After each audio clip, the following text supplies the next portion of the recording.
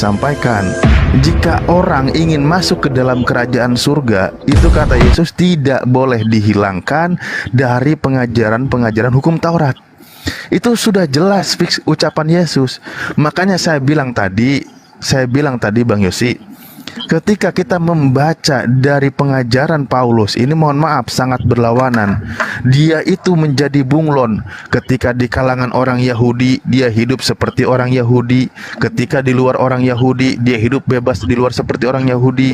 Nah itu, silakan Anda bantah, silakan Anda jelaskan. 1 Korintus 9 dari 19 sampai 20. Dia bebas sesuai dengan kehendaknya sendiri. Makanya ajaran Yesus yang berlaku untuk kalangan Bani Israel diacak-acak oleh Paulus. Oke.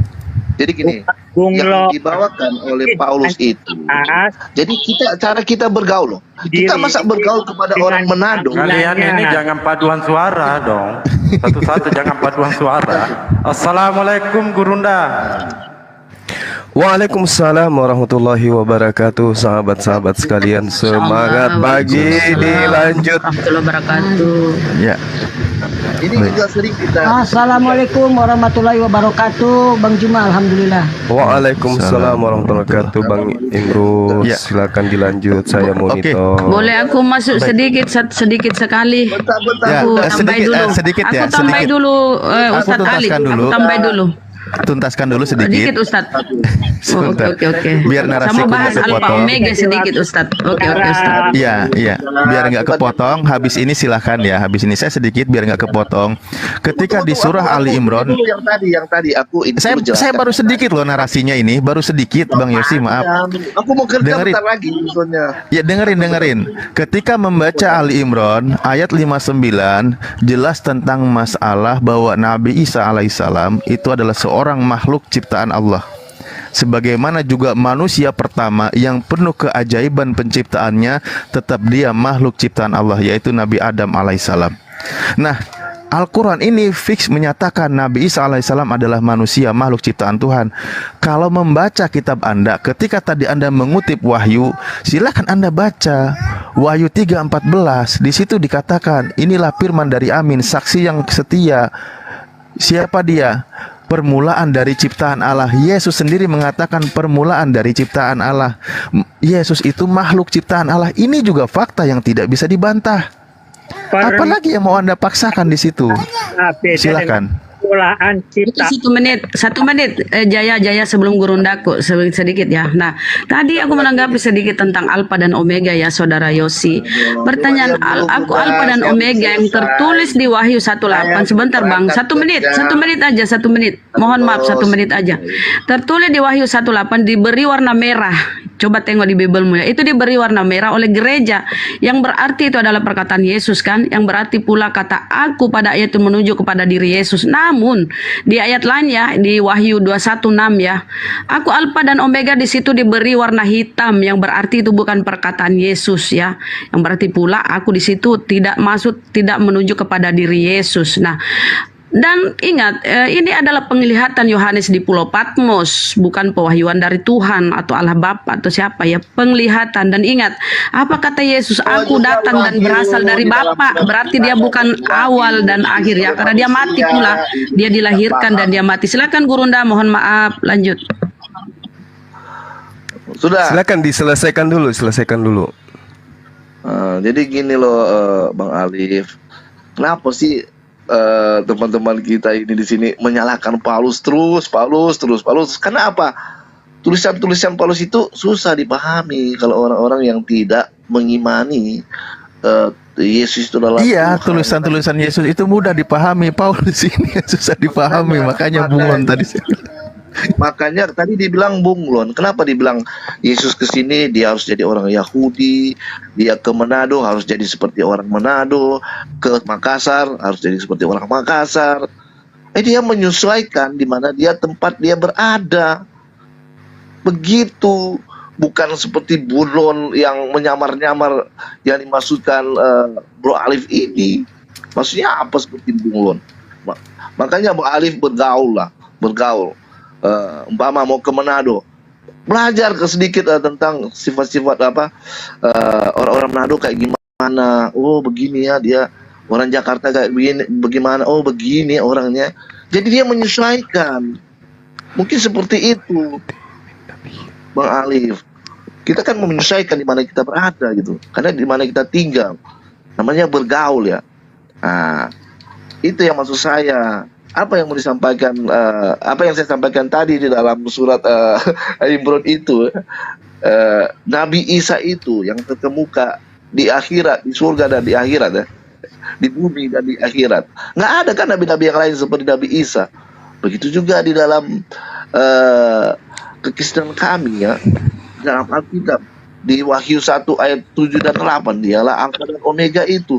Nggak ada yang lain yang pernah mengatakan akulah Alfa dan Omega selain Yesus atau yang dikatakan di dalam Quran yang terkemuka di bumi dan di surga. Nggak ada kalau selain Nabi Isa, kan begitu.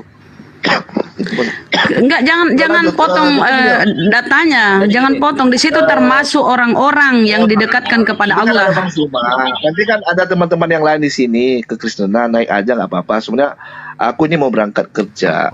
Ya. Jangan kabur, jangan kabur. Banyak alasannya. Itu ada Gurunda. Silakan. Kamu kan katanya tadi kamu cerdas. Ayo.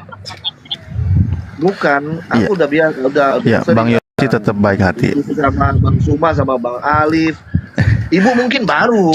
Cuman maksa aja beban. Enggak, saya sudah tahu, Pak. Saya sudah tahu Bapak, tapi jangan kabur dulu lah. Di sini aja. Biarkan dulu Gurunda menanggapi Semalam tadi saya bilang kabur. Yosi. Bang Yosi, biarkan dulu Gurunda kami menanggapi. Oke? Enggak, ya, saya sebenarnya mau jalan ini. Iya, nanti setelah ditanggapi. Telat kita, telat. Serius. Tadi nggak ada narasi mau turun, sekarang ada Gurunda mau turun, gimana Pak Yosi? Sportif dong. Ayo dengar dulu, dijawab dulu. 5 menit Bang, silakan Gurunda. Iya, baik. Bismillahirrahmanirrahim. Jadi gini, Bung, kalau di Al-Qur'an itu diterangkan begini, wa ma ya'tihim min nabiyyin illa kanu bihi yastahzi'un. Itu yang diterangkan Al-Qur'an, bahwa setiap datang utusan kepada mereka pasti diolok-olok. Begitu juga di dalam kitab saudara sendiri, betapa semua utusan Tuhan itu dihinakan di sana. Termasuk Yesus itu dihinakan oleh orang Farisi yang bernama Paulus ini. Sementara kalau di Al-Quran, Nabi Isa ini adalah sosok yang sangat dimuliakan. In huwa illa abdun an'amna alaihi wa ja'alnahu mathalan li bani Israel. Makanya ketika Yesus itu mengatakan akan datang seorang penolong, seorang penghibur, roh penghibur yang akan memuliakan aku, itu tidak cocok dengan Kristen. Karena di Kristen Yesus itu tidak pernah dimuliakan, dihinakan, dinistakan, direndahkan. Iya, sekali diangkat melampaui batas, sekali direndahkan melampaui batas.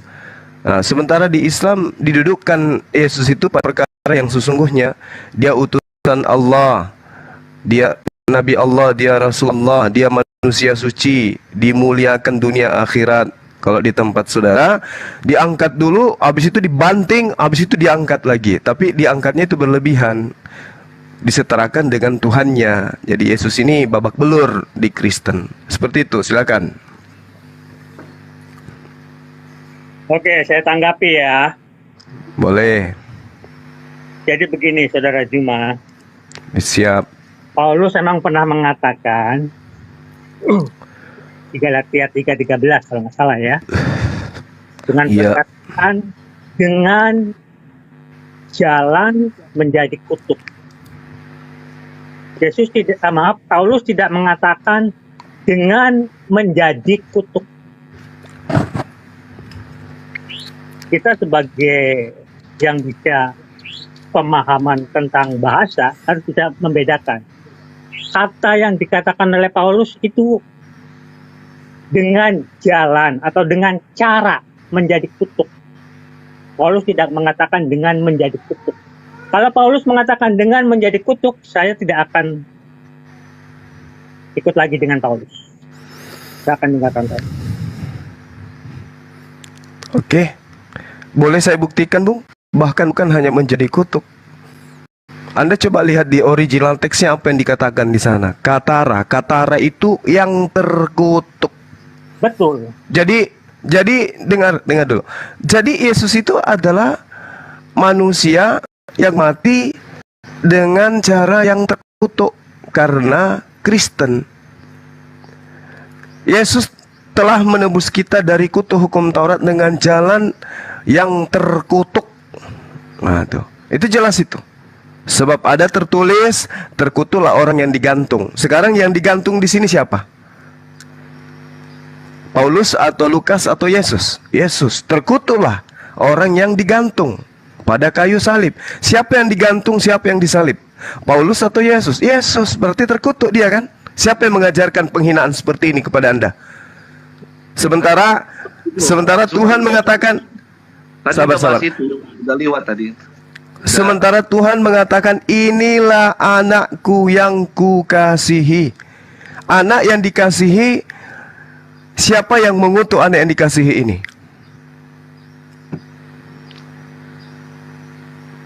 Sudah? Silakan. Sekali lagi, kalimat yang Paulus katakan dengan jalan menjadi terkutuk atau menjadi kutuk. Paulus tidak mengatakan dengan menjadi kutuk. Kalimat Ini, Bung. dengan jalan menjadi terkutuk atau dengan jalan menjadi kutuk artinya apa? Artinya dia yang kudus mati dengan cara, mati dengan jalan, mati bagi orang yang terkutuk, terkutuk. Jangan dipelintir, Bang. Artinya apa? Bentar, teman. Artinya apa? Bahwa orang terkutuk, ya, itu bukan karena tersalib saja. Taurat sudah menegaskan bahwa yang menyebabkan atau perbuatan yang menyebabkan harus kena hukuman mati, itulah sudah disebut terkutuk. Contoh, durhaka kepada orang tua, itu sudah terkutuk, tidak harus tersalib. Melebarkan tanah orang, itu sudah terkutuk, tidak harus tersalib. Nah, Yesus ini yang kudus, mati dengan jalan, mati dengan cara. Beda dengan mati menjadi. Paulus sudah katakan demikian.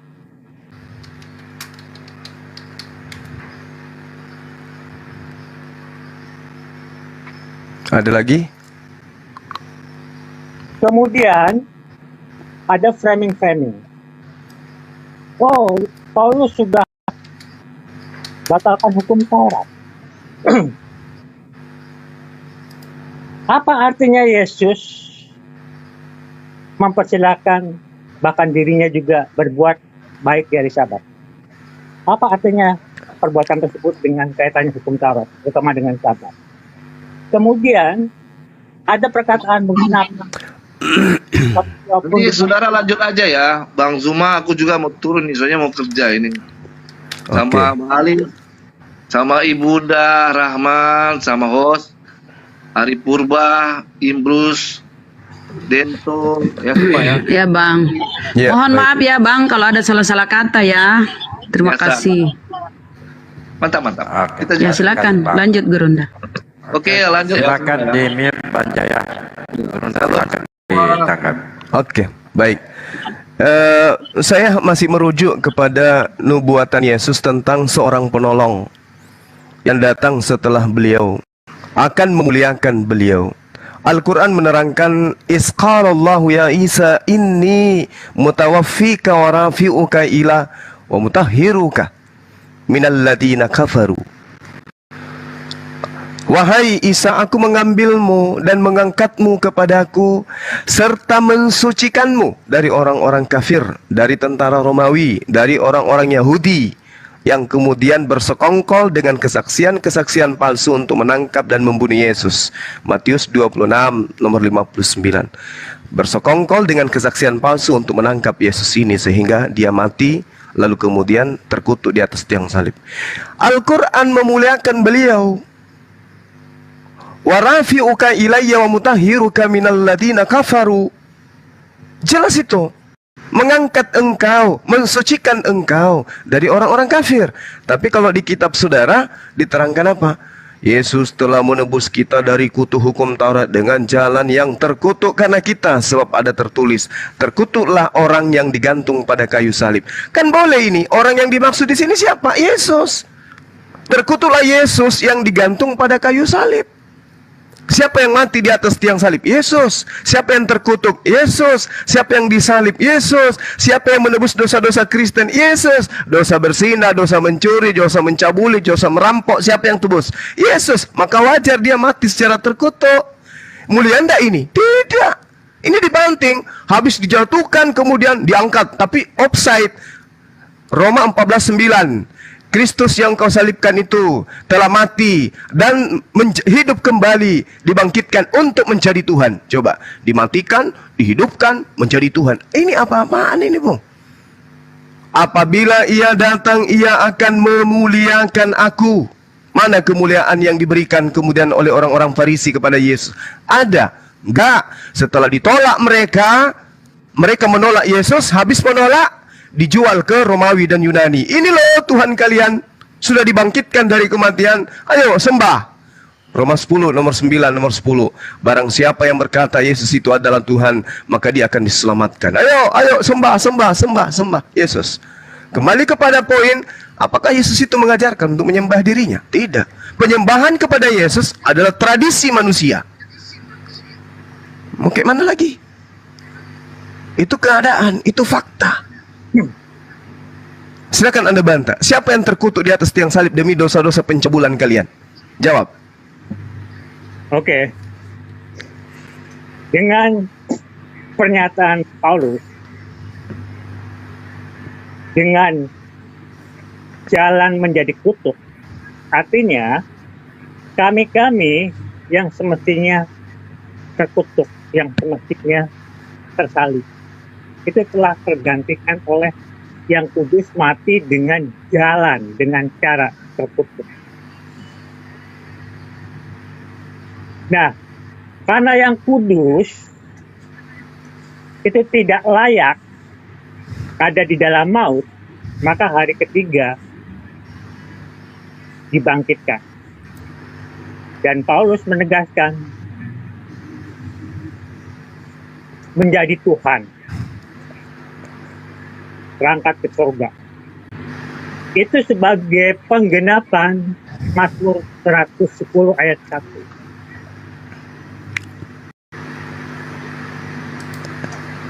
Firman yang sampai kepada Daud.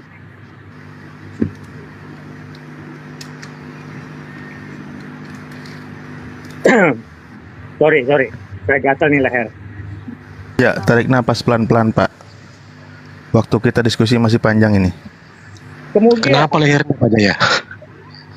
Kemudian, mengapa kok saya masih mentuhankan anak manusia? Karena Yesus sendiri dengan sangat tegas menyatakan sebuah pernyataan yang hanya layak disampaikan oleh Dia yang digelar Tuhan. Yohanes 6 ayat 40 dan 44 di sana dikatakan, Aku akan membangkitkan pada akhir zaman. Layakkah perkataan ini terkatakan oleh seorang yang hanya bergelar utusan? Nah, Yesus juga berkata akan membalas setiap perbuatan manusia. 116 ayat 27. Layakkah ini terkatakan oleh seorang nabi sebesar Abraham, Daud, dan lain sebagainya?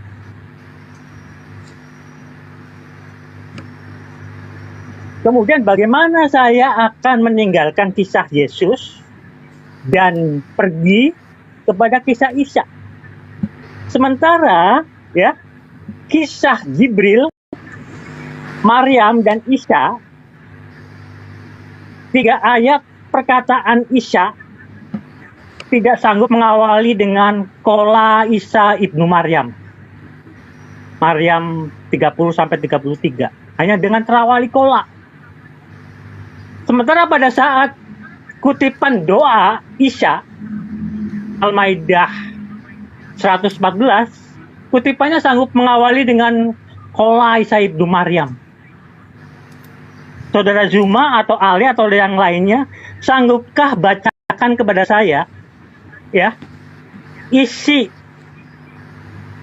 Maryam 30 sampai 33 dengan diawali Qala Isa ibnu Maryam, sehingga itu benar-benar menjadi perkataan Isa yang tak terbantahkan. Silakan. Oke, baik. Terlalu jauh mainan Anda ini, sampai ke Al-Quran, terlalu jauh. Qala inni abdullah atani al-kitab wa ja'alani nabiyan. Dia berkata, sesungguhnya aku hamba Allah. Dia memberiku kitab dan dia menjadikan aku seorang nabi. Siapa dia ini? Wa ja'alani mubarakan aina ma kuntu wa awsani bis salati waz zakati ma dumtu hayya. Dan dia menjadikan aku seorang yang diberkati di mana saja aku berada. Dan dia memerintahkan kepadaku melaksanakan salat dan menunaikan zakat selama aku hidup. Ini siapa dia ini? Siapa kemudian yang dikatakan wassalamu alayya yawma walittu wa yawma amutu wa yawma ub'atsu hayya? Siapa dia ini? Nah, kita lihat, ternyata dia adalah zalika Isa ibnu Maryam qaulal haqqil ladzi fihi yamtarun. Itulah Isa, anak laki-lakinya manusia berjenis kelamin perempuan bernama Maryam, lengkap, yang mengatakan perkataan yang benar yang mereka ragukan kebenarannya. Kami final, dong. Kami final. Maka Allah kemudian mengatakan, maka lillahi ayattakhiza min walada. Subhanahu, idza qada amran fa inna ma yaqulu lahu kun fayakun. Tidak patut bagi Allah mempunyai anak. Maha suci Allah. Apabila dia hendak menetapkan suatu perkara, maka Allah hanya berkata kepadanya, jadi, maka jadilah Isa, jadilah Yesus, terciptalah Yesus, lahirlah Maria, melahirkanlah dia, keluarlah Yesus. Jadi anak bayi bagi Bani Israel, menjadi juru selamat bagi mereka. Yang jadi masalah sekarang di Anda, kenapa manusia yang begitu mulia ini kemudian menjadi Tuhan? Hanya karena propaganda yang dilakukan oleh orang Farisi. Paulus penyesat. Di dalam Ulangan 28 nomor 1, jika engkau baik-baik saja mendengarkan Tuhan, mendengarkan kalam Tuhan, mendengarkan suara Tuhan, mendengarkan ketetapan Tuhan, dan melakukan dengan setia segala perintahnya yang kusampaikan kepadamu hari ini, maka aku Tuhan akan mengangkat engkau di atas segala bangsa di bumi. Bandingkan dengan ajaran Kristen, Roma 7 nomor 9. Dahulu aku hidup tanpa hukum Taurat, akan tetapi sesudah datang perintah itu, dosa mulai hidup. Sebaliknya aku mati, dan perintah yang seharusnya membawa kepada hidup ternyata bagiku justru membawa kepada kematian. Hukum Tuhan, dikatakan oleh Paulus, hukum Tuhan itu membawa kematian. Hukum Taurat itu membawa kematian. Ini ajaran sopore. Lalu Tuhan sendiri mengatakan, aku akan mengangkat derajatmu di antara seluruh bangsa-bangsa di atas muka bumi, jika engkau dengan setia melaksanakan hukum Taurat. Paulus datang, hukum Taurat itu membawa kematian, lu tinggalkan. Sekarang kita sembah aja manusia ini, bernama Yesus. Dia adalah jelmaan Tuhan. Makanya dia mati terkutuk. Untuk apa? Untuk membatalkan hukum-hukum Tuhan ini. Hukum Tuhan dibatalkan dengan Tuhan datang dalam rupa manusia, mati dengan cara terkutuk. Ini penghinaan. Makanya Yesus mengatakan, waspadalah kepada orang Farisi. Dia akan banyak mendapatkan pengikut, di mana pengikutnya adalah orang neraka, dan pengikutnya 2 kali lebih jahat daripada orang Farisi itu sendiri. Sejahat-jahatnya Paulus tidak pernah mempertuhankan Yesus. Tapi korban dari Paulus semuanya mempertuhankan Tuhan yang dilantik dan dibentuk oleh Paulus itu sendiri. Tolong dipahami dulu tentang nubuatan Yesus yang saya katakan tadi. Ketika roh penghibur, roh penolong, roh kebenaran itu datang, dia akan memuliakan aku. Tunjuk satu kemuliaan yang diajarkan oleh Paulus tentang Yesus. Ada? Gak ada. Mati terkutuk, udah selesai. Itu kalau orang punya akal meninggalkan ajaran itu. Kenapa? Di dalam Islam ternyata yang memuliakan Islam, yang memuliakan adalah Roh Kudus yang datang kepada baginda Rasulullah Muhammad SAW. Kalau di tempat Anda itu bukan Roh Kudus, Bang. Bukan Roh Kudus yang ngajarin, yang membisikin Paulus, itu bukan Roh Kudus. Masa kan ada Roh Kudus mengajarkan, "Hei Paulus, ajarkan kepada Romawi dan Yunani, Tuhan pencipta langit dan bumi itu telah datang menjadi manusia, mati dibunuh manusia, menebus dosa manusia, bangkit kembali untuk menjadi Tuhan." Ini yang membisik Paulus ini roh apa ini? Roh apa? Sementara ujung tombaknya adalah ketika roh kebenaran itu datang, dia akan memuliakan aku. Loh, kok jadi menghinakan aku? Berarti Roh Kudusnya bukan di Anda, Roh Kudusnya itu ada di saya, di Islam, di Muslim. Silakan. Roh Kudus yang dijanjikan oleh Yesus adalah Roh Kudus, Spirit El, yang akan menuntun, yang akan memimpin, yang akan mengingatkan setiap perkataan Yesus kepada para pengikut Yesus, yaitu kami. Itulah Roh Kudus.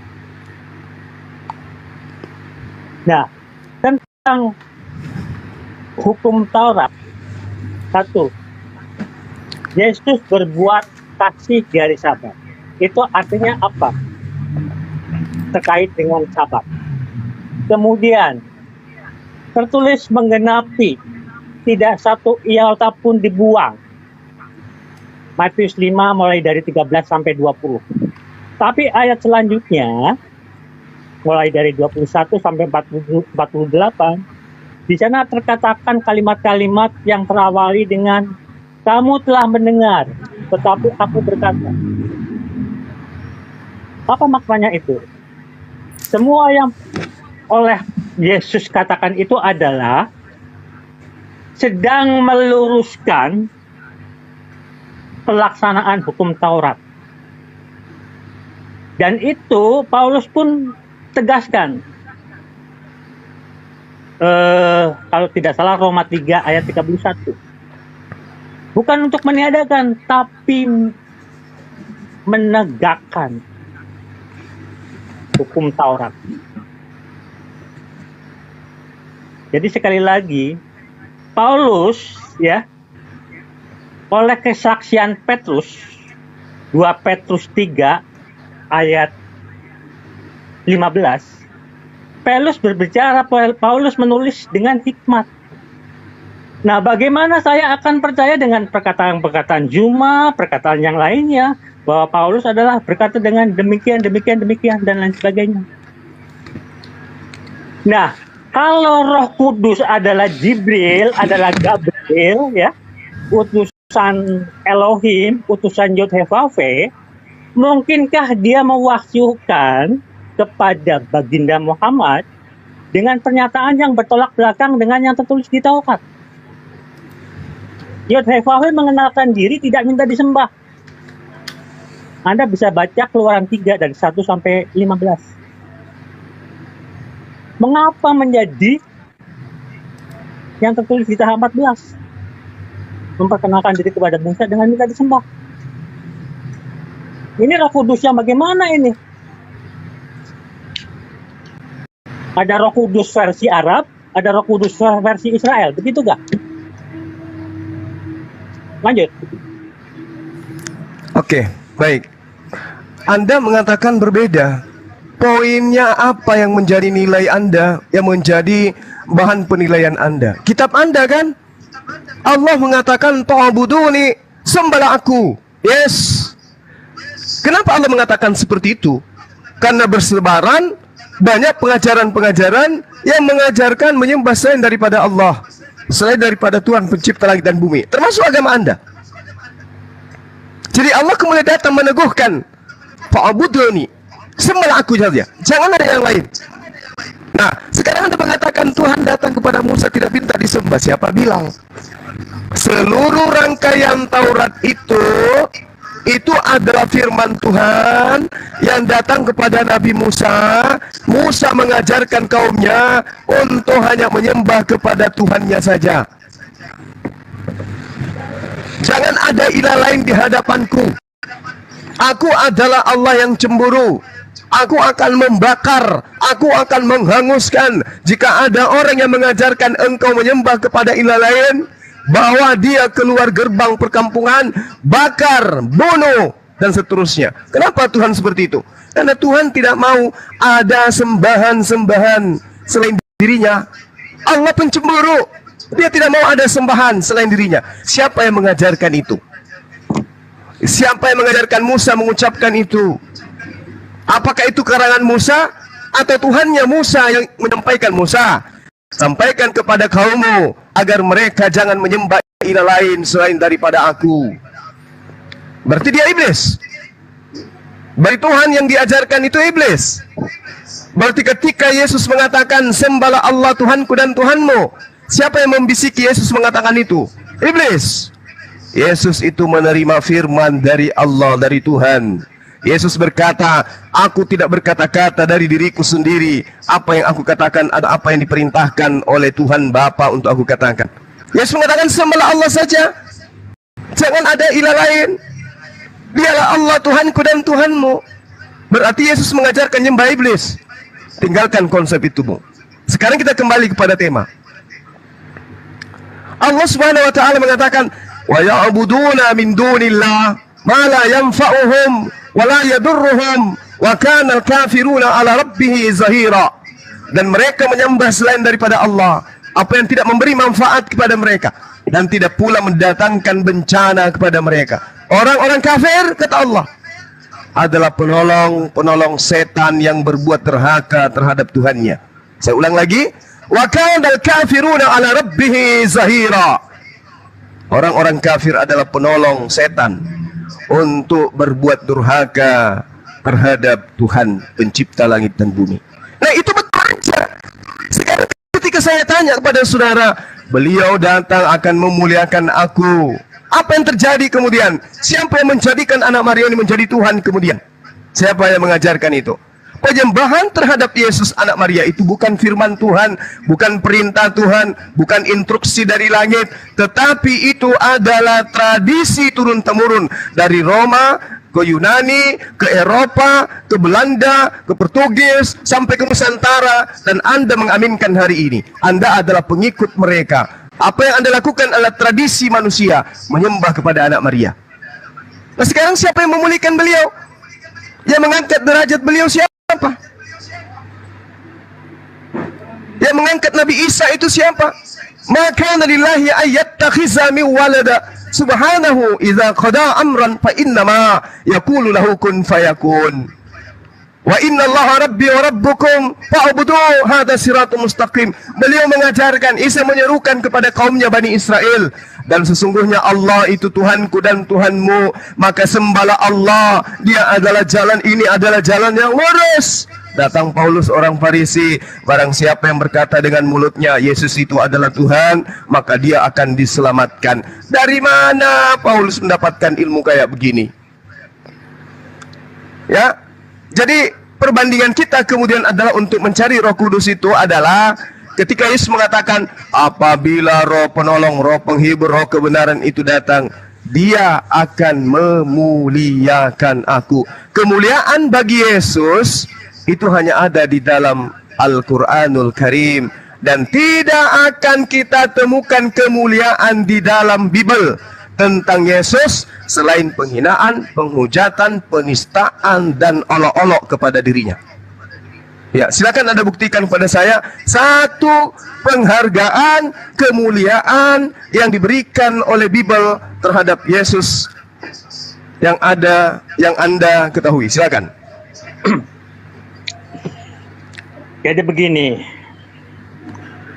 pekerjaan Roh Kudus kepada orang-orang percaya, salah satunya adalah mengingatkan akan apa yang pernah dikatakan oleh Yesus Kristus. Yesus Kristus telah berkata, tercatat di Yohanes 6 ayat 40, inilah kehendak Bapa, percaya kepada Dia dan percaya kepada Anak, dan Dan sekali lagi nih, Yesus di akhir kalimat mengatakan, Aku akan membangkitkan pada akhir zaman. Perkataan aku akan membangkitkan pada akhir zaman, layakkah itu terucapkan oleh pribadi hanya bergelar utusan, hanya bergelar nabi? Itu yang pertama. Yang kedua,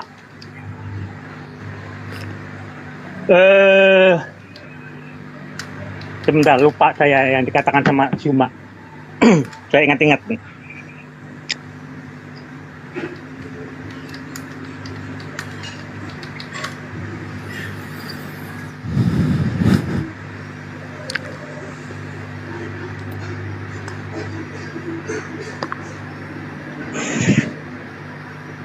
Tentang Roh Kudus, sekali lagi, kalau itu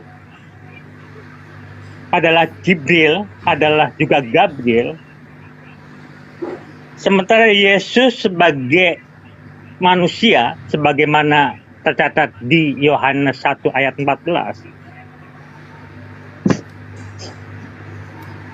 yang disebabkan karena dia keluar dan datang dari El, dia mengajarkan, hai Israel, Tuhan Allah, Tuhan itu Esa. Dengan kata lain, Kurios, Theos kita, Kurios itu Esa. Dengan kata lain, Adone Elohim, Adonai Esa. Dengan kata lain, Yod Hevave Elohim kita, Yod Hevave itu Esa. Nah, pengagungan yang Yesus ajarkan dan Musa ajarkan sesuai dengan Ulangan 6 ayat 4, mengagungkan Yod Hevave sebagai yang Esa, karena ada dasar. Dasarnya apa? Dia telah memperkenalkan diri dengan sangat bijaksana, tidak meninggikan diri dan tidak minta disembah. Perkataan perintah ibadah oleh Yod-Heh-Vaveh kepada Israel itu ditumpangkan pada pernyataan dirinya akan membebaskan Israel dari Fir'aun. Anda bisa pahami di Keluaran 3 ayat 12 dan ayat 16. Silakan kamu beribadah, tapi ditumpangkan pada pernyataan dirinya akan membebaskan. Sangat-sangat santun Yod-Heh-Vaveh mengenalkan diri kepada Musa. Sekali lagi, Yod-Heh-Vaveh dan Musa mengajarkan sembahlah dia. Tapi pada waktu yang tepat, bukan pada saat memperkenalkan diri yang perdana. Nah, yang jadi pertanyaan, kok mengapa di abad ke-7 ya Yod-Heh-Vaveh menjadi Allah dengan bagaimana tertulis di Taha 14, perkenalan di tempat ada api menyala, di tanah tertulis perkenalan semak belukar berapi. Ketiga, ini perlu dipahami. Kutipan yang ditulis oleh Musa, yang disampaikan oleh Musa dalam bahasa Ibrani terawali dengan Wayomer Elohim. Itu kutipan firman-Nya yang tidak terbantahkan, saudaraku. Nah, kalau berbicara tongkat Musa, hai Musa, lemparkanlah tongkatmu. Berani mengawali dengan kola, diterjemahkan menjadi Allah berfirman. Saya bertanya, adakah perkenalan sebagai Allah kepada Musa yang tercatat di Taha 12 sampai 16, Al-Hasso 30, 69, terawali dengan kola luloh atau terawali dengan kola robuki? Adakah?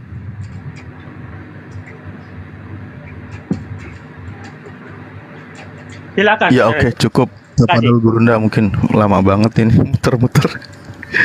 Iya, jadi Bung, saya katakan sekali lagi kepada saudara, apapun yang diucapkan Nabi Musa itu adalah firman yang diinstruksikan oleh Tuhan kepada dia untuk ia sampaikan kepada kaumnya.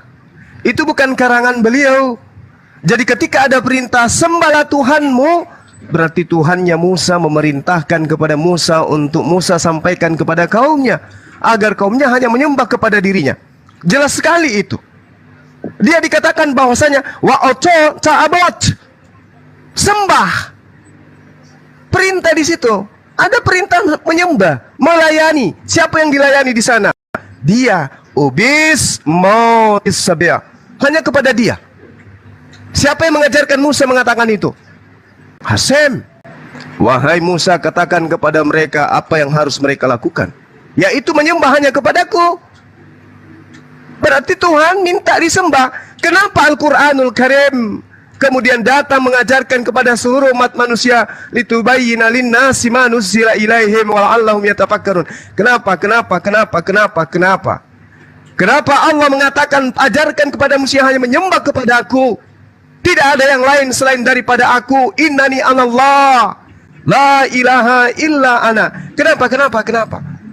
Karena ketika Allah berfirman kepada para nabi-nabi terdahulu, para umatnya, Nabi Musa datang membawa hukum kepada mereka, mujizat di tengah-tengah mereka, mereka masih membuat patung dari tembaga disembah. Nabi Isa kemudian datang kepada mereka, bukannya lagi membuat patung, Nabi Isanya yang disembah. Jadi tidak ada yang beres. Umat terdahulu itu ada bagian-bagian mereka yang kemudian kufur, laknat, zalim terhadap Tuhan. Maka Tuhan datang mengajarkan dirinya, innani anallah, kul huwallahu ahad, Allahus samad, lam yalid wa lam yulad wa lam yakul lahu kufuwan ahad. Agar setelah Rasulullah Muhammad SAW itu datang, tidak ada lagi orang yang menyembah kepada selain daripada Allah yang telah berfirman kepada para nabi, yang telah menciptakan langit dan bumi. Makanya umat Islam itu kudu mendudukkan baginda Rasulullah Muhammad SAW sebagai utusan saja. Jangan sampai ada dituhankan dia, layaknya Nabi Isa dituhankan. Makanya mujizat yang datang kepada beliau adalah mujizat ilmu pengetahuan. Wala'allahum yatafakkarun. Kalau Isa atau Yesus, mujizatnya menyembuhkan. Gitu. Kalau Nabi Musa mematahkan kemampuan para penyihir. Jadi mujizat pada zamannya masing-masing berbeda. Zaman Rasulullah yang kita butuhkan bukan bela laut, bukan bangkitkan orang mati, bukan membuat orang buta melihat, bukan itu yang kita butuhkan. Yang kita butuhkan adalah ilmu pengetahuan, dan itu hanya termaktub di dalam Al-Quranul Karim. Jadi mujizatnya adalah ilmu pengetahuan. Nah, itu yang perlu saudara pahami. Kembali kepada tema kita, ya. Saya katakan sekali lagi bahwa saya ketika kemudian Anda mengatakan diri Anda penuh dengan Roh Kudus, coba Anda buktikan. Tanda-tanda ini akan menyertai orang-orang yang percaya. Mereka akan mengusir setan-setan demi namaku. Mereka akan berbicara dalam bahasa-bahasa yang asing bagi mereka. Mereka akan memegang ular, sekalipun mereka minum racun maut. Mereka tidak akan mendapat celaka. Mereka akan meletakkan tangannya di atas orang yang sakit dan akan sembuh. Itu tanda-tanda kalau Anda memiliki Roh Kudus seperti apa yang Anda imani berdasarkan agama Anda.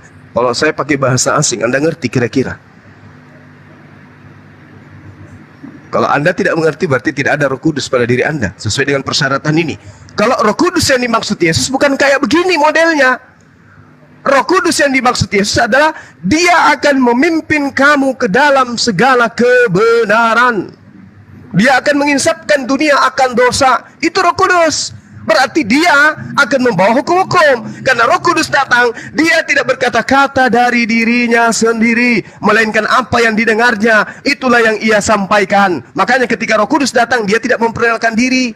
Assalamualaikum, saya Jibril, saya Roh Kudus, diutus oleh Tuhan. Tidak. Kenapa? Karena dia tidak berkata-kata. Tidak ada perintah dari Tuhannya untuk memperkenalkan dirinya kepada baginda Rasulullah Muhammad SAW. Perintahnya, sampaikan firmanku. Udah, Iqra Bismi rabbikal ladzi khalaq. Habis itu kembali kepada Allah. Ditugasi lagi, datang lagi. Dia tidak memperkenalkan diri lagi. Perkenalkan nama saya. Tidak. Karena yang disampaikan menurut Yesus adalah tidak berkata-kata dari dirinya sendiri. Apa yang dikatakan adalah apa yang diperintahkan kepadanya. Yohanes 16. Nah sekarang di agama Anda 14 kitab yang dibuat Paulus itu bisikan siapa itu? Roma utamanya mengatakan bahwa hukum Tuhan yang datang kepada Bani Israel itu adalah kematian, membawa kematian. Itu yang bisikin Paulus itu siapa? Sementara Tuhan ketika datang di dalam Kisah Para Rasul 7, malaikat Jibril, malaikat datang kepada Nabi Musa, malaikat penyampai firman datang kepada Nabi Musa. Dia membisikkan Musa, dia menyatakan diri kepada Musa, katakan kepada kaummu wahai Nabi Musa, untuk tetap melakukan ketetapan-ketetapan hukumku agar mereka hidup panjang umurnya dan dia akan beruntung dari segala jalannya kalau mengikuti hukum Taurat. Datang Paulus, ada yang bisikin juga. Hukum Taurat itu adalah sengat maut, tidak ada keselamatan oleh karena hidup di bawah hukum Taurat. Ini siapa yang bisikin itu? Roh apa yang datang kepada dia nih? Sementara baginda Rasulullah Muhammad sallallahu alaihi wasallam menerangkan kemudian kepada seluruh umat manusia, begitu Nabi Musa, begitu Nabi Isa alaihissalam, begitu Taurat datang kepada mereka, apa yang dikatakan oleh Roh Kudus kepada baginda Rasulullah Muhammad SAW. Walaqad ahzallahu mitsaqa bani Israil wa ba'athna minhum 12 naqiban wa qala Allahu inni ma'akum la in aqamtumus shalah wa atumuz zakah wa amantum bi rusuli wa azzartumuhum wa aqradtumullah qardan hasana. Ini yang diajarkan kemudian Roh Kudus pada baginda Rasulullah Muhammad SAW. Allah mengangkat ke-12 suku Bani Israel. Allah berjanji akan bersama dengan mereka. Lalu kemudian didatangkan para nabi, didatangkan kitab-kitab kepada mereka, didatangkan Nabi Isa kepada mereka. Tapi mereka kemudian memperolok-olok nabi-nabi itu. Mereka menghina nabi-nabi itu. Mereka membuat ajaran nabi-nabi ini bercampur aduk dengan ajaran manusia. Maka datanglah baginda Rasulullah Muhammad SAW kembali memuliakan ajaran tersebut, mengajarkan bahwa itu adalah kalam Allah, mengajarkan bahwa mereka adalah Nabi Allah. Itu Roh Kudusnya kerjanya di situ. Bukan sebab ada tertulis terkutulah dia yang mati di atas tiang salib. Waduh, ini roh apa ini? Jangan kayak gini. Kira begitu, Bung. Karena sini sudah mau sholat zuhur, saya juga mau OTW ke kantor. Ya mungkin sore atau malam bisa jumpa lagi atau dilanjutkan dengan teman-teman yang ada di sini. Silakan ditanggapi satu sesi. Iya, terima kasih Saudara Juma. Jadi begini ya. Ya ini mudah-mudahan saya salah pemahaman ya. Bahwa Roh Kudus yang ada pada kami karena diutus oleh Bapa dalam nama Yesus, sehingga kami teringat dengan apa yang dikatakan oleh Yesus. Betul, Yesus dalam keberadaannya sebagai manusia,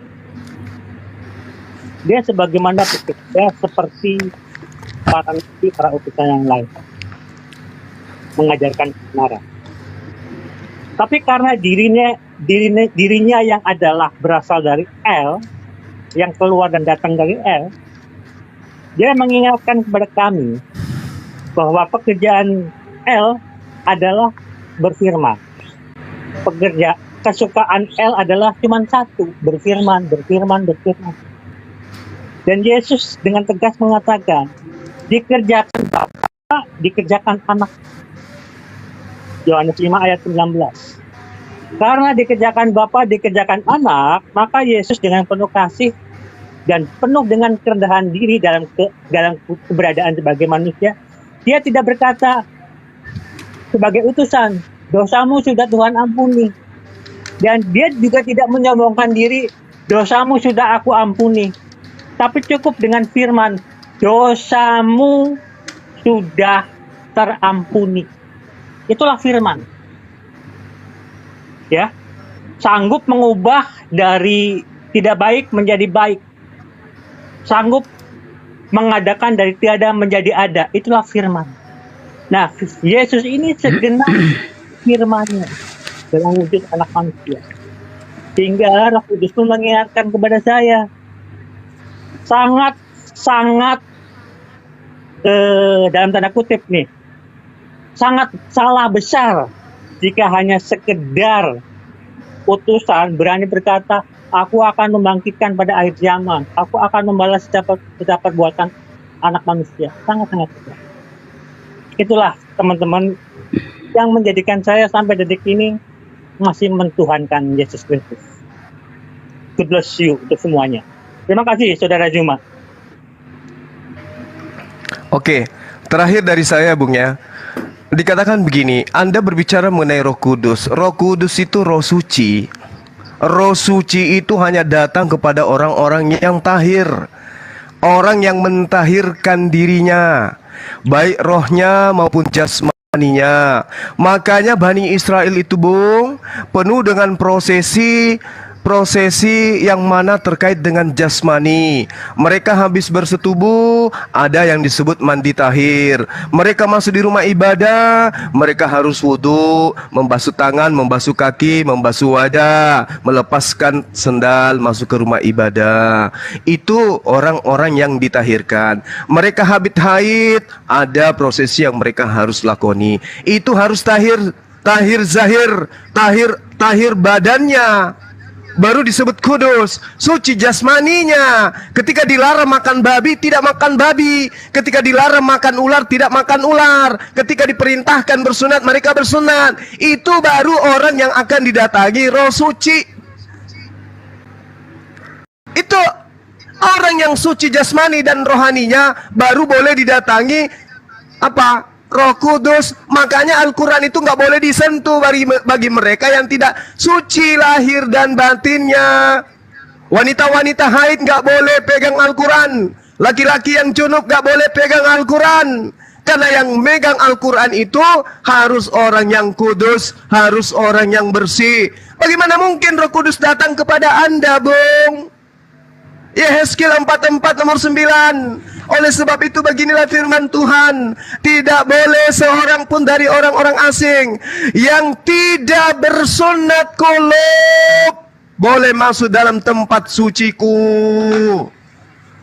Gak boleh. Kita yang tidak bersunat gak boleh masuk ke bait suci, gak boleh. Apalagi esensi suci, Roh Kudus, Roh suci masuk ke dalam orang yang tidak bersunat, makan babi dan seterusnya, nyembah manusia dan seterusnya. Jangan pernah mimpi. Jangan pernah mimpi. Roh Kudus hanya menyinggapi orang-orang yang suci. Roh Kudus hanya menghinggapi orang-orang yang bersih jasmani dan rohaninya. Makanya Tuhan ketika datang mulai dari Nabi Adam alaihissalam selalu identiknya apa? Kebersihan jasmani. Jangan engkau makan. Kenapa perintahnya jangan engkau makan? Karena itu terkait dengan jasmani. Jangan kau nodai jasmanimu dengan hal-hal yang haram. Adam aja menerima perintah itu. Kalau Adam menodai jasadnya yang suci dengan satu makanan saja, kemudian dia dikutuk menurut saudara, bagaimana Anda? Yang semuanya Anda makan, semuanya Anda babat. Andai saja kapal selam bisa direbus, kapal selam juga Anda makan. Andai saja jalan tol itu bisa digulung lalu kemudian dipepes, jalan tol juga Anda makan. Lalu roh apa yang mau datang kepada orang-orang seperti Anda? Ular, babi, kodok, biawak, singa, monyet, asu, semua Anda lahap. Roh apa yang mau masuk ke Anda? Roh apa? Jadi jangan mimpi, Bang. Roh Kudus hanya datang kepada mereka yang suci. Al-Quranul Karim hanya untuk mereka yang hatinya suci, jasadnya bersih. Kenapa? Karena yang datang kepada Rasulullah Muhammad SAW adalah Roh Kudus. Mana dalilnya? Qul nazzalahu Ruhul Kudus. Jelas itu. Ya, Nabi Musa datang mengajarkan apa? Ketetapan jasad. Jasadmu tidak boleh disentuh ini.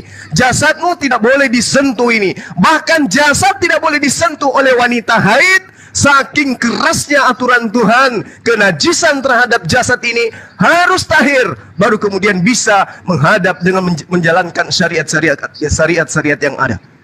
Di Kristen, malam ini persetubuhan, tanpa mandi boleh masuk ke gereja. Hari ini mimpi basah, tanpa mandi boleh buka Bible. Habis itu pesta makan babi, mohon maaf, masuk ke gereja mereka, injak tai ayam, injak tai guguk, masuk ke tempat ibadah mereka. Yang kayak gini, Roh Kudus mau datang. Jangan pernah mimpi, Bung. Allah itu kudus, malaikat yang diutusnya kudus, ajarannya kudus, yang kembali kepadanya hanya mereka yang kudus. Ya, sekali lagi saya katakan kepada saudara bahwasanya di dalam kitabnya orang Yahudi jelas diterangkan Yehezkiel 4:49, orang yang tidak bersunat tidak boleh masuk ke rumah ibadahnya orang Yahudi. Ibadahnya orang Yahudi ya, bait suci namanya, Bait El, Bait Allah. Nah, kalau di rumah gereja ya silakan aja. Maksud Anda mau ngapain aja silakan. Tapi kalau di Bait El, bait suci itu nggak boleh. Nggak boleh. Di masjid nggak boleh. Nah, karena di situ adalah tempat suci, tempat kudus. Lalu kemudian yang terakhir dari saya ya, pengajaran Paulus sendiri mengatakan bahwa orang-orang yang tidak bersunat itu adalah orang yang hidup secara kafir. Bagaimana mungkin kafir didatangi kemudian roh suci? Nggak mungkin, itu mustahil. Jadi ini jajanan yang dijajakan oleh Paulus kepada Romawi dan Yunani yang sampai di hadapan Anda dan Anda lahap dengan baik, karena memang itu adalah nubuatan dari Yesus bahwa dari Yakub, orang-orang yang punya keturunan dari Benyamin akan berserigala, merampas kemudian membagi-bagikan kepada orang lain, merampas rampasannya membagi-bagikan ke orang lain, merampas ajaran Bani Israel lalu dibagi-bagikan kepada Roma, Yunani, melebar sampai ke Nusantara ini dibawa oleh penjajah. Demikian dari saya, mohon maaf ketika ada kata-kata yang kurang berkenan. Ini semata-mata untuk edukasi, bukan kalah menang dan seterusnya. Masih ada waktu, habis azhar, habis isya, insya Allah kita akan jumpa kembali. Kalau saudara saya Jaya Setiadi masih penasaran dengan Bang Suma, cari saya habis maghrib atau habis asar, Anda akan temui saya di Komal-Komal Muslim atau di Komal-Komal kita Kristen. Demikian dari saya, terima kasih Bang Dalbo. Saya harus... Oh boleh. Silakan. Sedikit saja. Jadi begini, tentang ajaran-ajaran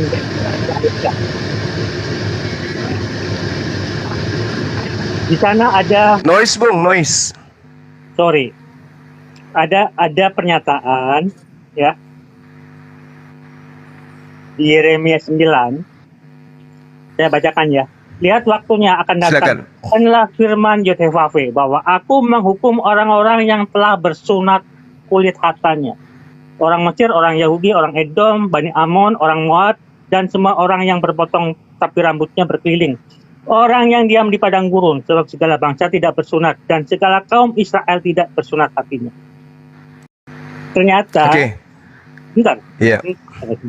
Ternyata tidak cukup dengan lahir. Ya. Jadi perlu juga yang dari hati, itu sunat hati. Kemudian Paulus mengajarkan boleh bersunat, tapi janganlah bersunat hanya karena hukum Taurat, karena tunduk terhadap hukum Taurat. Tapi bersunatlah karena Yesus Kristus. Sehingga apa yang dikerjakan adalah demi Yesus Kristus. Dan bentar.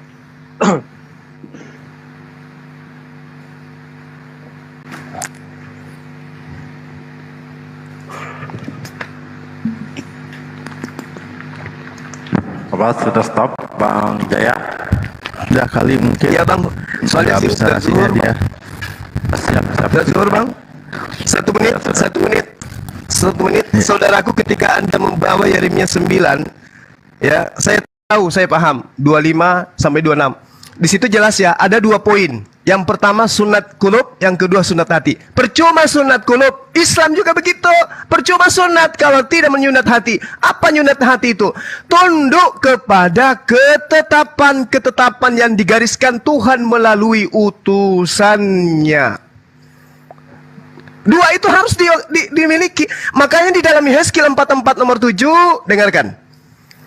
Yang membiarkan orang-orang asing, yaitu orang-orang yang tidak bersunat hatinya maupun dagingnya, masuk dalam tempat kudusku, dan dengan kehadirannya mereka menajiskan waktu kamu mempersembahkan santapanku, yaitu lemak dan darah. Dengan berbuat begitu, kata Allah, kata Tuhan, kamu lebih mengingkari perjanjianku daripada dengan segala perbuatanmu yang keji yang sudah-sudah. Ingat, Tuhan lebih murka, Tuhan lebih marah dibandingkan dosa-dosa yang dilakukan Bani Israel dengan dosa-dosa yang dilakukan dengan memasukkan orang-orang yang tidak bersuci ke dalam bait suci. Tuhan mengatakan apa? Yehezkiel 44 nomor 7. Dengan berbuat begitu kamu lebih mengingkari perjanjianku, kamu lebih mengingkari perjanjianku daripada dengan segala perbuatanmu yang keji yang sudah-sudah. Jadi perbuatan keji, membuat patung, menyembah ini, menyembah itu, dan seterusnya, itu belum apa-apa kekejiannya, kata Allah, kata Tuhan, dibandingkan memasukkan orang yang tidak bersunat ke dalam rumah ibadahku. Ini dalil, Bung. Yehezkiel 44 nomor 7. Yang membiarkan orang-orang asing, yaitu orang yang tidak bersunat hatinya. Apa tidak bersunat hatinya itu? Mereka yang membatalkan segala ketetapan-ketetapan Tuhan yang datang kepada Bani Israel dengan menjadikan Yesus sebagai tameng yang mati di atas tiang salib, mati pada hari itu, bangkit pada hari ketiga, menjadi Tuhan dan Juru Selamat bagi orang-orang Romawi dan Yunani, dan kalian imani sebagai Tuhan, yang kemudian dilantik oleh Paulus. Ini yang dimaksud. Yang membiarkan orang-orang asing, yaitu orang-orang yang tidak bersunat hatinya maupun naginya, masuk dalam tempat kudusku. Dan dengan kehadirannya mereka menajiskan waktu kamu mempersembahkan santapanku, yaitu lemak dan darah. Dengan berbuat begitu kamu lebih mengingkari perjanjianku daripada dengan segala perbuatanmu yang keji yang lalu-lalu. Oke, mana lagi, Bung? Cara menyelamatkan diri Anda adalah keluar dari lingkaran itu. Ya, memang pedas, memang pedis. Ini kebenaran demi keselamatan, nggak apa-apa. Anda mau keberatan, Anda mau melaporkan, silakan, tafadhal. Saya semuanya ilallah, hanya karena Allah, hanya karena cinta kasih kepada kalian, saya mengingatkan, tidak ada orang dibenarkan karena meninggalkan hukum-hukum Tuhan. Tidak ada Roh Kudus datang kepada mereka yang tidak tahir. Jadi kalau orang najis tidak boleh masuk ke tempat sucinya Tuhan, bagaimana mungkin Roh Kudus datang unyu-unyu? Aku datang ke orang yang menyembah anak manusia bernama Yesus. Bagaimana mungkin kemudian Roh Kudus datang unyu-unyu ke dalam batin orang-orang yang mabuk-mabukan, makan makanan yang diharamkan, sunat kagak, junub kagak, mandi kagak, wudhu kagak. Gimana Roh Kudus mau datang, Bung? Gimana Roh Kudus itu mau datang? Maka pola pengukurannya adalah ketika ia datang, dia akan memuliakan aku. Dengan menyembah Yesus, apakah Anda memuliakan dia? Dengan menyembah Yesus di hadapan Tuhannya Sang Bapa, apakah Anda menghinakan atau merendahkan atau memuliakan dia? Sama ketika presiden dan wakil presiden lewat. Begitu wakil presiden lewat, Anda panggil, "Wahai Bapak Presiden." Apakah wakil presiden akan bangga? Tidak. Mereka merasa terhina. Karena itu bukan dia. Dia hanya wakil. Kenapa Anda panggil presiden? Itu penghujatan, meskipun presiden itu jabatan tinggi, tapi itu tidak pas dengan dirinya. Itu bukan kemuliaan, itu adalah penghinaan. Coba aja kalau Anda tidak percaya. Lewat menteri Anda panggil, "Wahai Pak Presiden, Assalamualaikum, semangat pagi." Dia akan tersinggung. Karena dia menteri. Anda panggil presiden, meskipun presiden itu jabatan tinggi, dia akan marah. Begitulah Yesus, "Mengapa engkau mengatakan aku baik? Hanya ada satu yang baik, yaitu Bapa yang ada di surga. Hanya dia yang baik." Kalau yang baik aja Yesus menolak, bagaimana dia disembah? Ya, jadi coba direnungkan lagi, saudaraku. Kalau ada kata-kata saya yang keliru, ada yang salah, ada yang khilaf, itu tujuannya semata-mata untuk memperbaiki apa yang kosong, kebocoran yang ada di mana-mana. Kiranya apa yang saya sampaikan ini bisa menambal. Mungkin demikian sementara sahabat-sahabat yang ada di bawah dan ada di channel yang berafiliasi dengan Komal yang kita sayangi ini, Komal Bang Dalbo, dan juga channel Zulkifli Amabas. Terima kasih atas perhatian saudara. Saya harus pamit. Ini sudah waktu sholat. Habis itu saya harus menuju ke kantor, ada urusan sedikit. Sekian dari saya. Sabar saudaraku. Sekian dari saya, teman-teman sekalian. Terima kasih dan mohon maaf. Subhanakallahumma bihamdi, asyhadu alla ilaha illa anta, astaghfiruka wa atubu ilaik. Salam tauhid, salam satu Tuhan. Jayalah Islamku, jayalah Indonesiaku. Assalamualaikum warahmatullahi wabarakatuh. Amin. Allahu Akbar. Allahu Akbar. Saya titip saja Selalu ya, Bang Suma. Saya titip saja buat Cuma. Makasih Bang, makasih. Mengapa? Gimana, lanjut. Berunda. Ya, mengapa saya menekankan Yesus? Cuma pahami. Karena kau belum sadar. Maaf, bukan Markus. 10 ya, 110 ayat 1. dan Daniel 7 mulai 9 sampai. Oke, terima kasih.